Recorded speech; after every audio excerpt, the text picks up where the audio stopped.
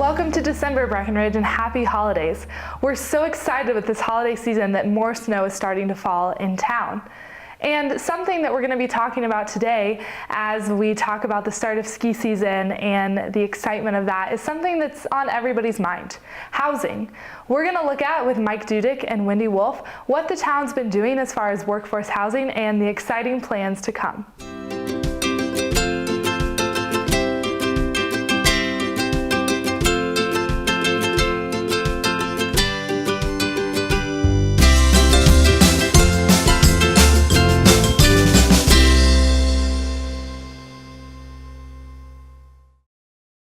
Welcome to December's edition of Breck Buzz. I'm Haley Littleton, your Town of Breckenridge Communications and Marketing Coordinator, and today I'm joined by Councilmember Mike Dudick and Councilmember Wendy Wolfe, and we are going to discuss the hottest topic in the county for the past few years, which is housing and what the Town of Breckenridge is doing in regards to workforce housing and all of those great things. So thank you for joining us today. Welcome. Why don't we start a little bit, maybe if you guys want to walk us through what has housing in Breckenridge looked like since you've been here? Well, I've been here now going on 23 years, I guess, something like that. Came in the mid-90s, and you know, that was an interesting time, and I just was kind of looking back on some of the history of our work as a town on workforce housing. And the town kind of identified those mid-90s as being kind of the era in which housing started to become a real issue. And I actually really congratulate the town for having the foresight, you know, back to that time to identify it and start to have a community discussion about workforce housing. And so, you know, right there in the mid-90s, you know, the town started to kind of, you know, realize that this resort had a lot of valuable land, and the land was going to be attractive to second home ownership, and people started to discover Breckenridge in greater numbers, and more development started to occur pretty rapidly, and the prices started to rise. But you know, the wages did not, and so it was the first time that the community sort of identified that while the price of housing is going up, and that's great for anyone who already owned their home, but for anyone who was either renting or hoped to own a home, it was starting to creep up in the ability to afford. And so the community started to have a discussion, and by the early 2000s, the community actually held these really, I think, very forward-thinking vision sessions where they talked with the community, and the community established goals for what would happen in the future, especially around the idea of the makeup of the community and what will continue to allow this town to be a real town. And this town has always defined its being real in part by the people who live here. And so the town established very aggressive, I think for the time, very aggressive goal of saying that we want to retain at least 47% of our workforce should live amongst us right here in this community. And you know, that was ambitious at the time. It was starting to slip the other way, where there were more commuters. They were having to live in Leadville, Alma, you know, move out of town to find affordable housing. And the town said, no, you know, let's really challenge ourselves to have at least 47%. Well, that started to bring in a lot of other statistics and numbers. You know, how do you achieve that? Where do you do it? How do you, you know, that calls out for deed restrictions. What do those look like? And so that it really has been the work of the town ever since those early 2000s. And I think we've had better times than others figuring that out along the way, and I think Breckenridge, this is not just an issue for Breckenridge, this is an issue obviously for the whole county, and the whole county has efforts. The whole state for that matter. Yes, exactly. But I would say that Breckenridge is more assertive in working on it than many of the other communities, and so I'm proud to be a part of that, and so that's a little bit of a background on it. Yeah. Mike, what have you seen? Well, I'm on my 30th winter here, and it's really cold out today. When I moved here, I lived at, my first place was a Miner's Candle, right behind the Comico. Yeah, right. And I think my rent was like, I want to say between $500 and $600 a month. And I worked over at Ski View Liquors for right next to the post office, like for $5 an hour or something like that. Oh my gosh. And, trying to make everything work and juggle. And so I feel like I've personally lived that struggle of how hard it is to make it, to be able to live here and to be able to afford to live here. But I think that today in 2017, we've got a lot to be thankful for to the people 20 years ago that saw the writing on the wall. And those of us that were just moving here didn't necessarily, especially young at 24 years old, or 23 years old moving here. At 30, I had no idea what we need to do relative to housing. And so, the previous councils and previous leadership at Town Hall, I think they saw the writing on the wall that we needed to do things about housing. And to their credit, we have. I mean, we've seen that the community, as it grows, it creates burdens on infrastructure, one of which is housing. And in order for us to sustain our economic viability, we need to make sure people have places to live. And I think that one of the cool things about having the affordable housing initiatives is that it lets Breckenridge maintain its fabric of community. And that we're just not a commute in and commute out city. Yeah. When you look at someplace like in Aspen, for example, which is very progressive in terms of creating affordable housing throughout the valley there, but the majority of it is down valley, is anywhere from 10 to 15 or 20 miles away from where the jobs are.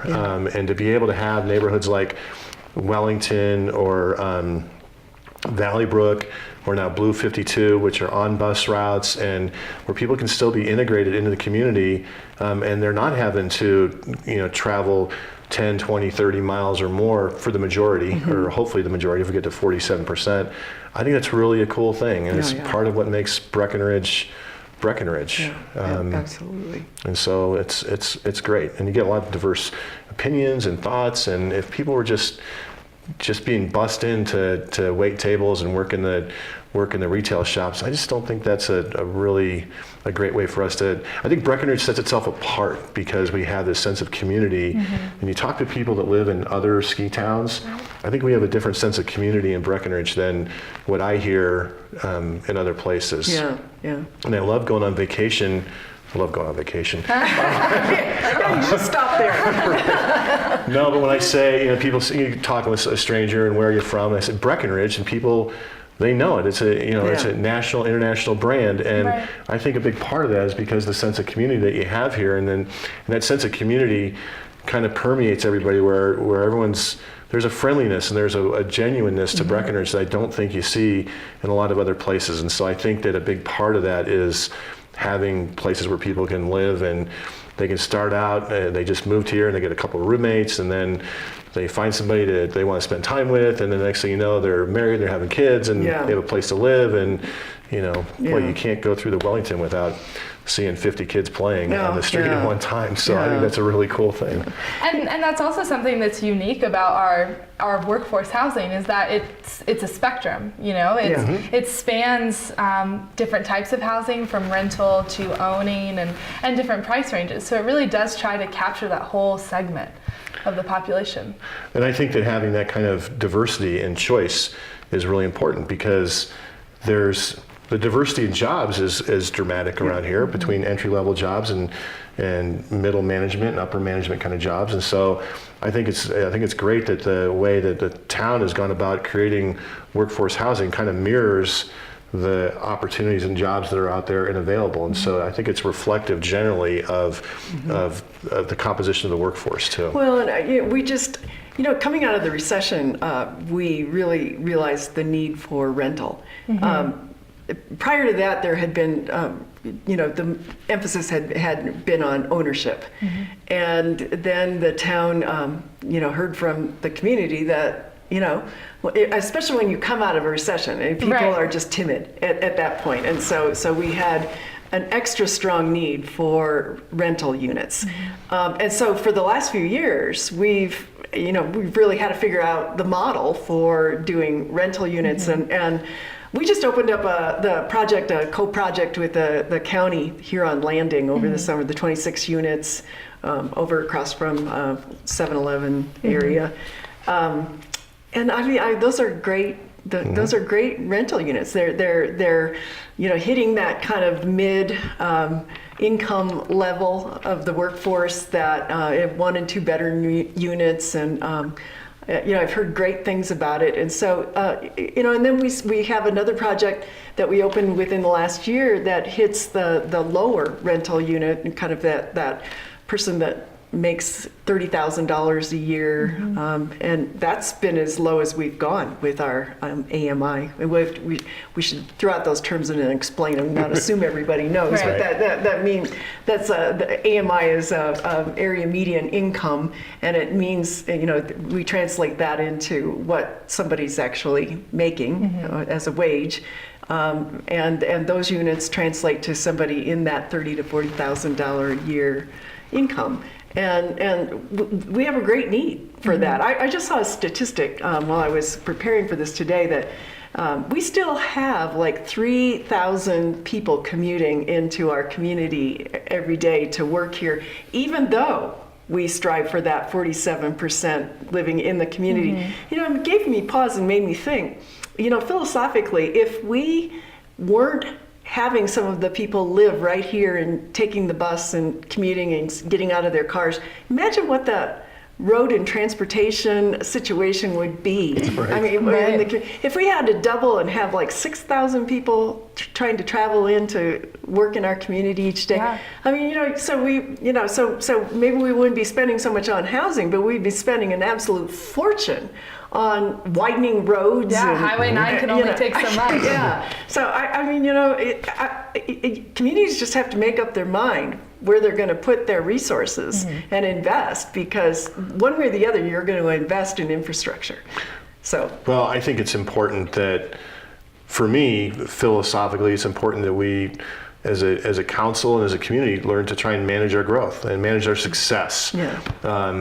The barn doors are open. Yeah. The horses are gone, and we're not going to get them back in. Denver is growing by 22,000 people a month right now. It's going to double in size in the next 10 to 15 years. Wow. And so the notion that we're going to be able to pump the brakes on more people coming to Breckenridge, I think is just false. And so we have to accept the fact that we've got an awesome little mountain town, but there's a lot of people that are only 75 miles away that want to come and enjoy it as well. Not to mention the people that come from all over the states and internationally. And so, in my mind, the trick to this whole thing is how do we manage it in a way that we maintain the genuine character of the community and still provide a great vacation experience to people. And I think that housing is a big part of that. Yeah, absolutely. And what's wonderful, about those visitors is you do see a lot of their social media posts, and they love it because they just feel like they're home and they feel like they're in a real town, and that really does speak to the quality of the community. But people do want to come here, whether that's someone looking for that mid-manager job, or it's someone who wants to work at the resort and see if they can make it. And so, accommodating that wide variety. But something that I thought was really interesting that Lori, our housing director, said in her presentation to you guys at council was that a lot of other cities and towns are jealous when they hear that we have land. So maybe talk a little bit about that. What does that mean that we have land, and why would people be jealous of that?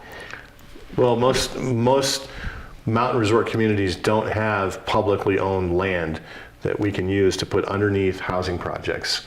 We have, I don't know how many acres are left on block 11 between the elementary school and CMC. There's about 30 acres left, I think, that's developable. And north of CMC, north of Coin Valley Road, there's 130 acres out there, 30 of which are dedicated, or 30% dedicated to open space, the balance of which is developable in some form or fashion in the future. That's a lot of land for a small little town like Breckenridge to own. And you put that in context of a place like Vail Valley or Aspen, they don't have that, or Steamboat, they don't have that kind of land to go and say, okay, we've got the land part of this equation solved. Now we got to figure out how we're going to pay to build these things. They have to do both. Right. And when you have to do both, and you have to put the economics or the money behind both the land and the construction, then it gets to be a really difficult proposition. And so Breckenridge is fortunate that, again, going back the 20 plus years, that the people that had the vision to land bank and and water bank for that matter, to make sure that we've got the right water rights. It's the I don't want to say forefathers because they're still walking around. Yeah, they're still upright. But those folks that 20 and 30 years ago had that vision to land bank and water bank and all those kind of things laid the table for the future success of Breckenridge and us being able to manage the success, like I was just saying. Yeah, and well, and right along with that, the foresight to start buying up open space. It's people like Breckenridge, because we are not wall to wall, and even though we are being enterprising with the land that is appropriate to develop, we're also being very respectful to buying parcels of open space and not just way out of town. Right. And Mike just mentioned something very important, which is that property north of CMC is 128, 130 acres, but 30% of it is open space and will not be developed. In fact, we restored the river out there and keep working on some of that river restoration that was covered over by the dredge rocks. And this is for us to enjoy, for us to recreate on, for us to to continue to be one of the reasons why we all love to live in Breckenridge. To develop more of our trails, 50 miles plus of trails that we've developed that, by the way, leave right out of trailheads right in town. What other community do you go to where you can just hop on a trail and you're still right in the town limits when you get on that trail, and then you get off into the backcountry? I mean, Breckenridge is so rare that way and so special. So this is a town that has assets like the land. We have open space that we really treasure, and you combine those things together, and it makes just a wonderful place to live and raise a family. And so, and then on top of that, I think when the visitors come here, they have that 50% chance that when their table's waited on, it's going to be somebody who actually lives here. Right. If you go over to Aspen or Vale, chances are if you ask a local question, that person won't be able to answer it because they don't live in the community. You find that, and that's such a disconnect for me when I go to places like that. Spur me to think of a couple things. One is in our business, and we do some telemarketing. We talk to people in Denver and invite them to come up to Breckenridge. They're almost always surprised at the fact that we're actually calling from Breckenridge. So when they're talking to somebody and they say it's not somebody in Denver or some phone room somewhere else, if you ask them about the snow conditions, they can tell you, man, it's really cold out today and it's snowing a little bit. And so there's a real connection, and that's because we have this housing and people that live here and can enjoy and be part of the community. And it doesn't just help us. I think it helps, like you're saying, that you talk to a waiter that someone says, where should I go on a hike or where should I go eat tomorrow night? There's a genuine answer that's coming with that. And I think that that's a really cool thing. I was also thinking when you're talking about the restoration of the river north of Coin Valley, if you look at you ever see the photographs that Alden did? You look back in like the 1960s of Main Street. All those, and then there's one that's shot near what's now Salt Creek. And kind of looking towards the ski mountain, and you look across the way, and all it is rocks. There's just nothing over there. And you think about where that was in the early 70s and where it is today, and the amount of restoration and preservation and things that have gone on to not only to get Breckenridge to where it was before the dredge boats came in and ripped everything up, but to create an ambiance to the community that I think is really special. And I think if you guys ever get a chance, go find those photographs, because the contrast between where we were 40 years ago and where we are today is dramatic. It's for sure. And I mean, people who are happy to live here, it translates so well to our guests. They're happy to be here. I mean, I sometimes run up 4 o'clock road, the trail, and try to wave at the people as they're standing on their balconies, let them know that we're happy to be here and happy to live here. And that is really important. And I think also we talked a little bit about assets. One of the big things is in 2006, the voters authorized the sales tax, correct? That allowed us to actually have a funding stream into our housing program. the money is where it starts, right? We can't That's build it. We right. can't build it without the money. And Yeah. so, I think Breckenridge has been very fortunate with respect to having that housing sales tax and then the real estate transfer tax, which very few communities throughout the state of Colorado have, especially in the mountains, where 1% of all real estate sales is taxed and goes to the town. And typically that money is used for capital projects, Yeah. which could include roads or roundabouts or building workforce housing. And so I think having those kind of revenue streams are really important so we can get things built. And we just did, it was it 5A last year? Right. Where Breckenridge will get about $2.25 million a year that's dedicated exclusively towards housing on top of the 2006 tax question, which will translate a 10-year period of time to $25 million or so, which is going to turn into $100+ million worth of construction that we can do. We put that money down as equity and be able to build. And so we've got the resources financially to get a lot of the housing built, but it takes time too. Right, It's yeah. just not. You just can't click your heels and your Dorothy's back in Kansas and and we solve all problems. And it takes some time to get things built. And I think that the town, with the help of Lori and Rick and everybody that's in the planning department, I think we can deliver between 75 and 100. Say 50 and 100. Someone probably just fell over back at town hall. You're making up new numbers here. Right. But I think we can comfortably deliver 50 units a year, Yeah. probably 100 bedrooms a year for a long period of time. And I think the town, through the processes of doing Valley Brook and then Blue 52 and other things at the Huron Heights, getting to be pretty savvy about getting these things built in an affordable fashion and delivering the inventory that the community needs. Yeah, and Mike, I think it's important to also talk about, when we talk about needing and wanting to build, maybe 50, 58 units a year, it's not just because we want to. There's a lot of dynamics that are going on, and not the least of which is that this big aging baby boomer generation that's lived and worked here for a very long time. That would be Mike and me in that generation, I guess. I'm the last year of a baby boomer, and I'm aging. We've been living in homes for some long time, and I'm a perfect example of that. Moved into our home. We've lived there now quite a while. When we go to sell that home, it's not likely that somebody in the current workforce will be able to afford that home. So that home will likely be sold to a second homeowner, and that's the loss of one home, right. That was in the workforce where people were working that's gone.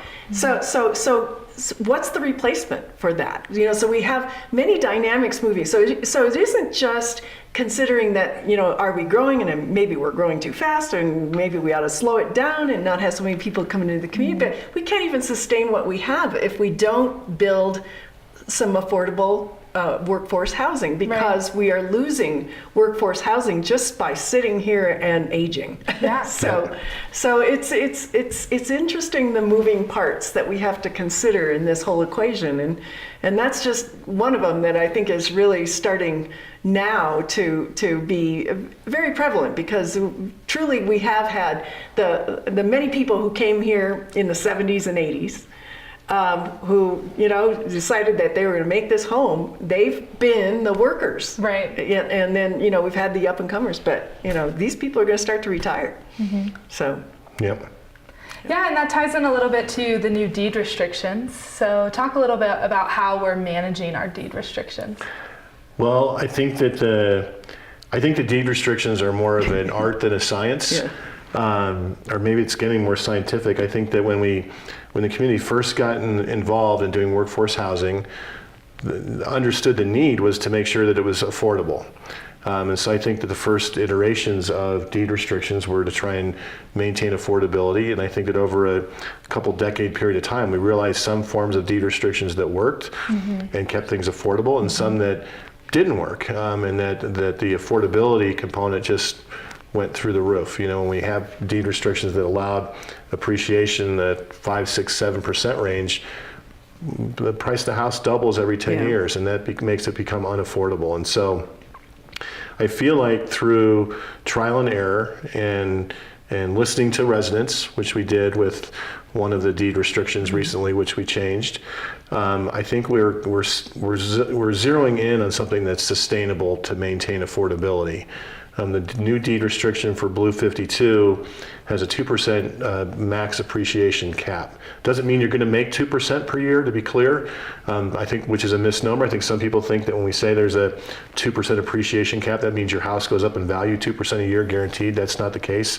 We look at 2007, when anyone who lived here in 2007 saw the value of their home or their condo fall by anywhere from 20 to 30%. Wow. Yeah, crazy, right? Yeah. But in other places, in other places in the country, it was even more than that. But we think that a 2% annual max appreciation is a way that will match the rate at which wages go up, so that ratio of what you earned versus what it costs to own that house at the 2% cap will largely remain intact, so that 10 years from now, when that house has gone up 20+% in value, when you compound it, wages have gone up, but in a way that maintains that affordability. And I think that's really important. So, because what we don't want to do is spend a lot of taxpayer dollars to create affordable houses today and not have the deed restriction that's tight enough and sound enough that they become unaffordable 5 and 10 years from now, because then we haven't accomplished the real goal, which is long-term sustainability and fabric of the community. So I think that, and Wendy and I are in the housing committee together, I think that with the help of the staff, we've worked hard to think creatively and come up with ideas that will maintain affordability for years to come. Yeah, and we have, the Wellington neighborhood's a very successful neighborhood, but we've learned a lot from the Wellington neighborhood. The Wellington neighborhood is a public-private partnership, and that neighborhood is now starting to creep out of affordability. It's starting to creep up there to the point where I don't think it's going to be very affordable to definitely not to that lower income. Hopefully it still works with people who are in the mid to upper workforce income, but it's leaving that, where it started a number of years ago, and it was very affordable to people at that time that were making less than $80,000 a year household income. Right. It's no longer that way, and so Mike's point, what do you do to try to use the taxpayer dollars very wisely to try to keep these homes affordable and yet be fair to the people that are living in them? And the whole idea of workforce housing, as we're trying to design it too, is that we hope people will move up. Right. We hope that, by helping them get established and, get in the community and get a good job, start to raise their family, be involved in our community, that eventually their job will pay them more wages, they'll get that raise, they'll get a promotion, they'll be able to then move into a different unit that, so that we can stair step this. And that's the goal, that's the hope. Sometimes when we do our analysis of where we are, we find out that we have a lot of homes that are fitting that household income that's making maybe $85,000 or more, but we're not doing so well at the people who are only making $50,000. Right. And so, so it's hard to stay even, throughout the whole spectrum. But but that is the goal. That's what we keep working on. Yeah. One thing that I didn't say before with the 2% thing too, which I think if you just said it in a vacuum could sound kind of harsh. Like the most your houses are going to go up in value is 2% per year. Yeah. And then you can live in a community like this where you see people's homes, condos go up 10, 15, 20% per year. And you're like, wow, I'm just stuck at 2%. Well, and hopefully people remember in the community that this is about maintaining long-term affordability for the homes. But also, I think that when we go and look at the numbers, that if you compare the cost of ownership for one of these deed-restricted homes that can only go up 2% per year, but if you weigh that ownership option against just renting 2 bedrooms somewhere else, it costs you way more to rent the 2 bedrooms than it does to make your mortgage payment on the condo you just bought. And so relative to there's a 2% appreciation cap, but everyone's also saving money on rents they didn't pay. Right. And so I think that's sometimes something that's forgotten in the whole equation of affordability is that A, you get a place that's affordable to live, but B, you get to save money too. You're not just living paycheck to paycheck because you're paying such absorbent rents to live somewhere else. And so you've got a means to have some money in your checking account rather than, well, okay, my paycheck's on Friday, wait to cash that check until Saturday kind of a thing, So I think that's part of the affordability, part of the livability of the community is to have a cost of home, of your bedrooms that is a way that leaves some money in the bank account because everyone needs to have some of that too. Yeah, exactly. Yeah, I think that is really important. So, as we're wrapping up, what do you see as the hopes for the long-term plan? What's in the future? What's the vision going forward? Well, I think our housing program is one of the most important things that we work on. And I think the town is in the unique position to try to help keep our workforce, keep that at least 47 to 50% of our workforce living here. Can't say enough about our staff and Lori Best, who's led the way for these many years now, and really figuring out how to make the dollars that the town has to spend on workforce housing go as far as possible. And so she has really led the charge. Her leadership on that has been extraordinary. And so, we're working right now on Blue 52, and we're opening up the first 13 units almost as we speak here. And we have a couple more phases coming out of the ground. We will continue to finish that phase of that project. We're also now working on planning what happens after that. Right. And and Mike and I, there's lots of great discussion. There's always fun discussion to debate. We don't just care about the housing. We care about that a lot. We also care about what makes neighborhoods livable. What makes people want to live in a community for a long period of time. And we talked about some of that earlier, but we continue to have those discussions and frankly debates. And some of these will be spirited debates about what it takes to actually build successful neighborhoods. And what will localism look like in the next 30 to 50 years in Breckenridge. And I think it's very exciting to be a part of shaping what localism will be like. I may be starting to get too old to live in that sort of thing, but I love being a part of it and thinking about the up and coming generation who will start to be the ones who run this town, that do take over, and for those of us who are going to start to retire and they're going to run this town. And by golly, I want them living here. I want them to be happy here. I want them to enjoy the same kinds of values that we've all treasured for all these very many years. I don't want them to be cramped in their house. I don't want them to be unhappy and think that the ceiling is right on top of them. And I think that living in Breckenridge is really a privilege. But I also think that people work very, very hard here, and so they deserve to have a great, I think deserve a great life. Yeah. So. I hope that 20 years from now, the future council says, "Boy, those guys were pretty smart back then." Yeah, I do too. I totally agree with you, and I think that the future for workforce housing is that we've got a lot of land, we've got the financial resources, we've got the planning capacity to do so. But I think that I feel like one of the things that we're doing is just not looking at housing and, like you're saying, in a vacuum. There's impacts to putting more people on the valley floor, whether it's schools or police or fire department, other infrastructure demands, the grocery store, which is jam-packed. There's lots of things lots of other moving parts that go along with adding more people to the valley floor.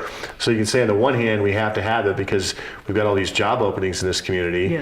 but we have to, like I said earlier, we have to manage our success in a responsible fashion. It's not just, let's just go build houses. Like, let's think, 3 chess moves past building the house. So what does this mean? What's the ripple effect? What are the unintended consequences we're not seeing today?